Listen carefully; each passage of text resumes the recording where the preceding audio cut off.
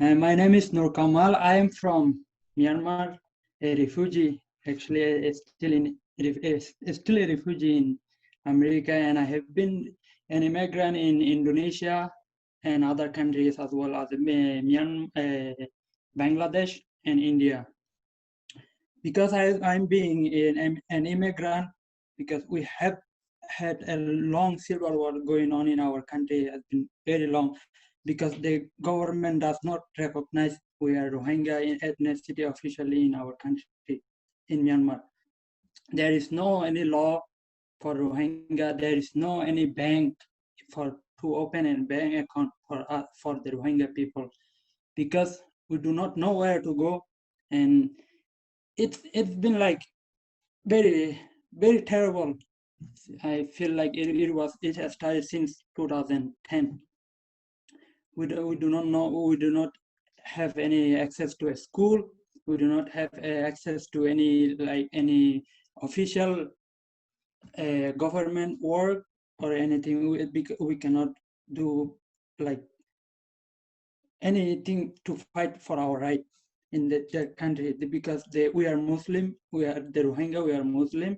That's why we are the minority group in the country. So the government does not allow us to do that, because the government are the Buddhists. They want only the Buddhists in that country.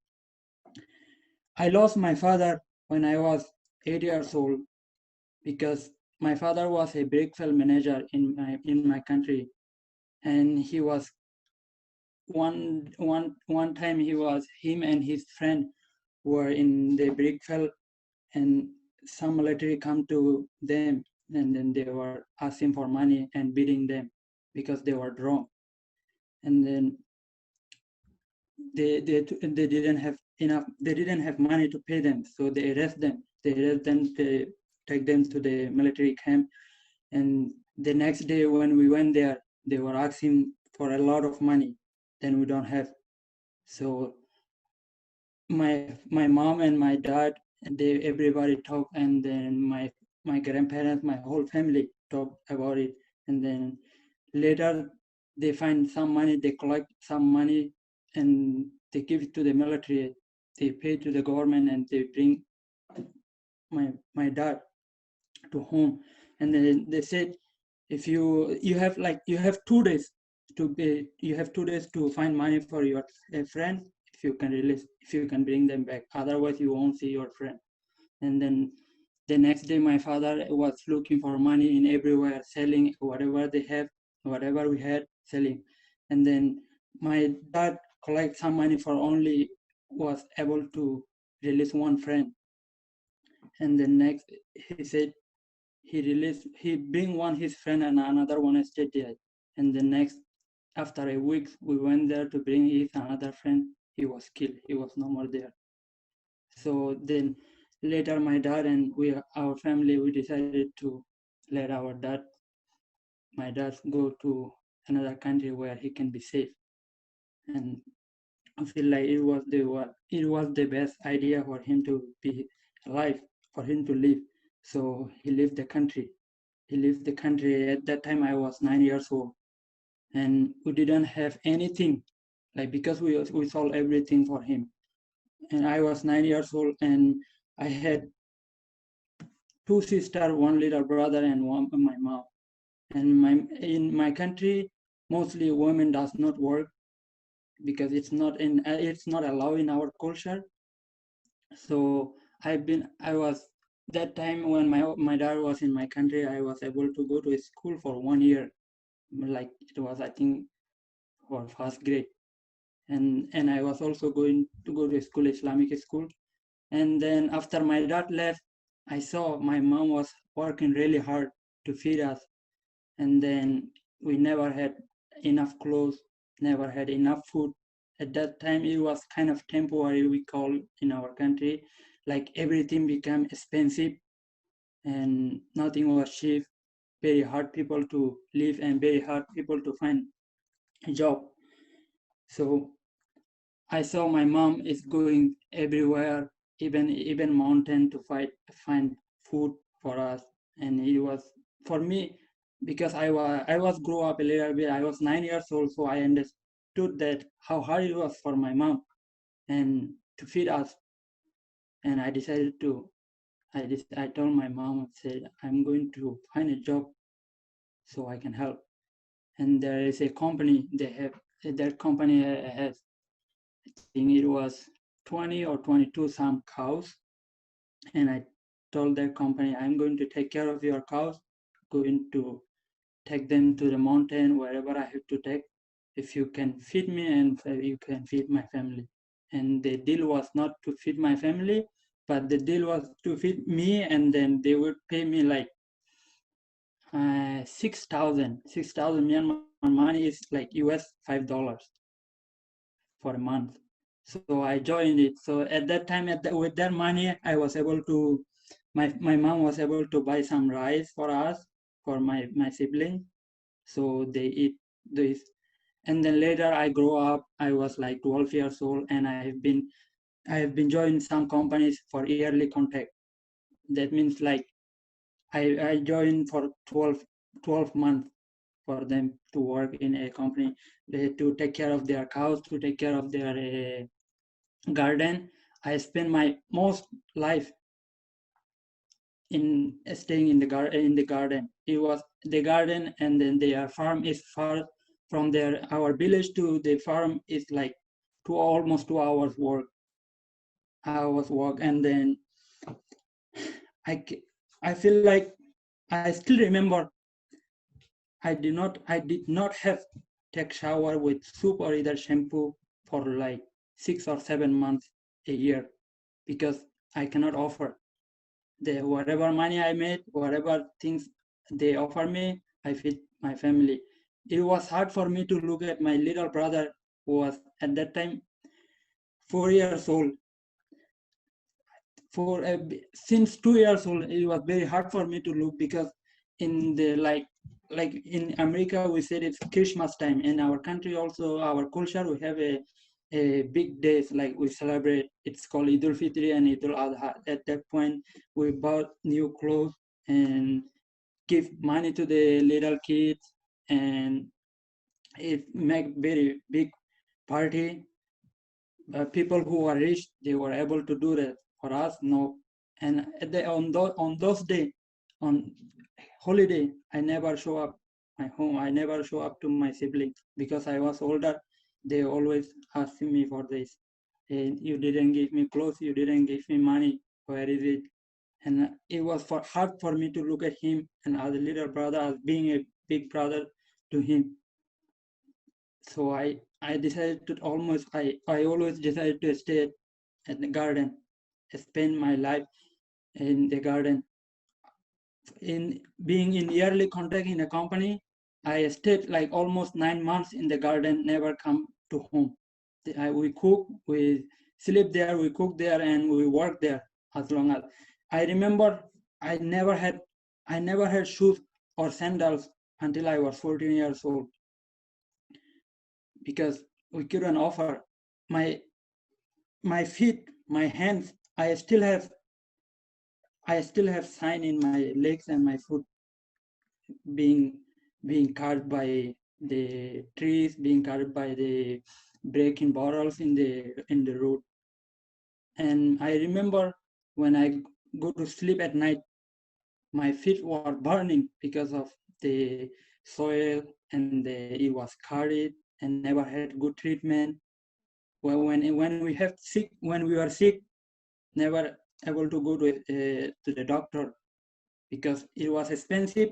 And also it's called like, I feel like it's kind of racism for us in the country to go to the doctor. If the doctor costs like, if the treatment costs 3,000, it will cost for us 5,000, because we were minority and we do not have any right. So we are also afraid to go to the clinic, and then we don't have enough money to offer. If we were sick, just staying in the bed. Well, it's not a bed, just sleeping. That it was very hard for me, and at that point I was.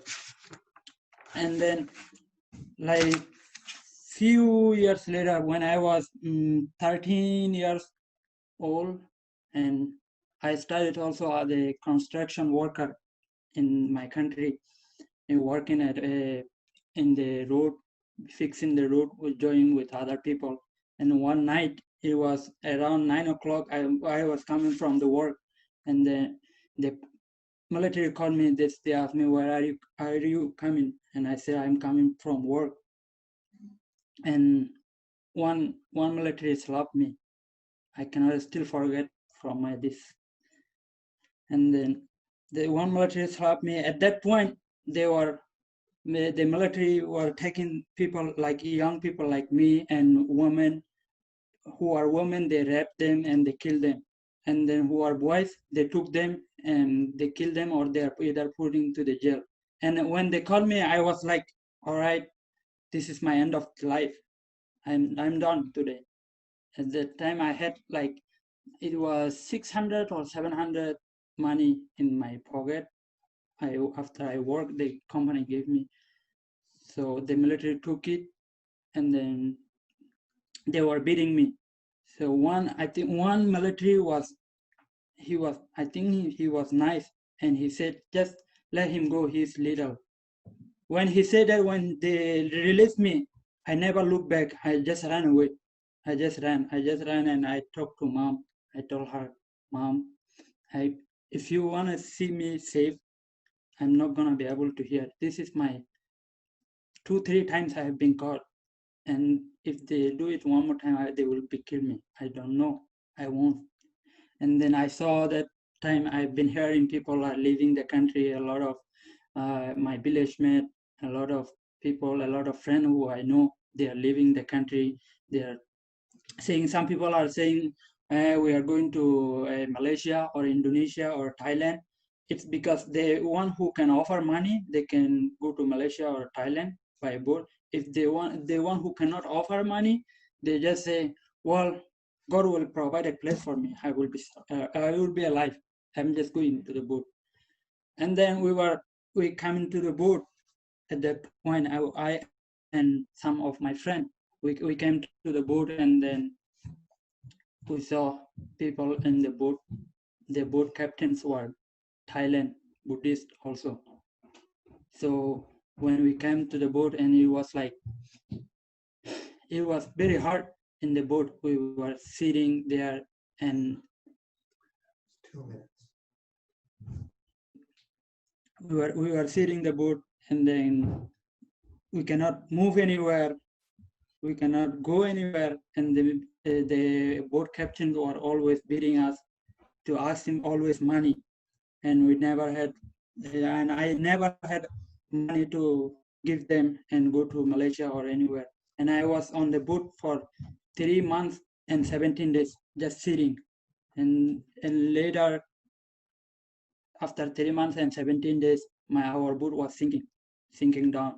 And then we were jumping up from the boat and swimming. And I swam in the ocean for 4.5 hours. After that, a Indonesian fishing boat rescued me and took me to the hospital. After hospital, I had been in the hospital for almost 2 months in hospital, and they treated me very well, and I was able to walk a little bit, because I was not able to walk because I've been sitting on the boat for a long time. Never had food in the boat, no water. If you ask for water, they will beat you. And after that, in Indonesia, 2-3 days after, an organization called IOM, it's called International Organization for Migration, and they took us to the refugees camp. And then they asked us, what do you want for us? And then I said, I want a school and I want a country if I have a choice. And they asked me, why do you want a school? I said, I've never been to go to a school. And then I saw there is a guy who is translating. He's from Bangladesh. He's translating our language. And I was like, well, if he's from Bangladesh and he's translating here, why can he able to do that? I thought it was very powerful because he was educated. And I said, I'm going to study. and later they provide us a teacher in the refugees camp. We were able to go to a school and able to be able to speak English a little bit. And later, like after 6 months, I was the one. I was a I was the first person to become a English speaker and learn faster, and then also become an interpreter in refugees camp. I never had a time staying in my room in Indonesia after I learned English. I had to every day. I had to go to translate. I had to go to the what do you call where the people interviewed for to bring them in US, either US or Canada or anywhere, and also in medical. Always been interpreter. Always been interpreting. When I was leaving Indonesia, my all my IOM staff were crying and they were saying that, all right, my friend, you are going to be great. Goodbye, my friend. We cannot create a person like you. And good luck with your future. When I come to US, it was kind of scary for me because I couldn't. I was like shocked.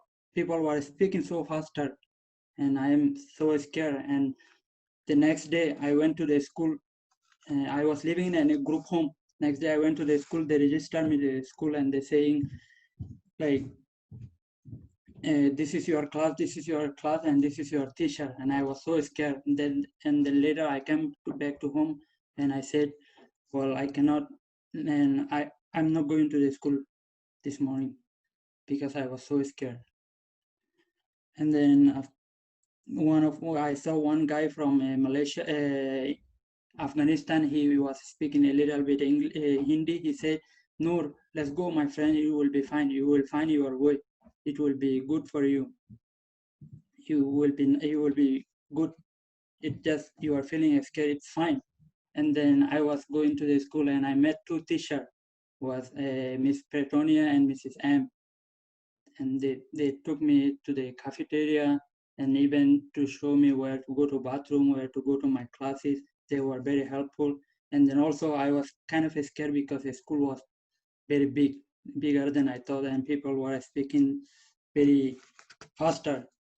And then I was in very poor condition. I didn't have a lot of choice to play soccer, buy some clothes or school stuff, school supplies.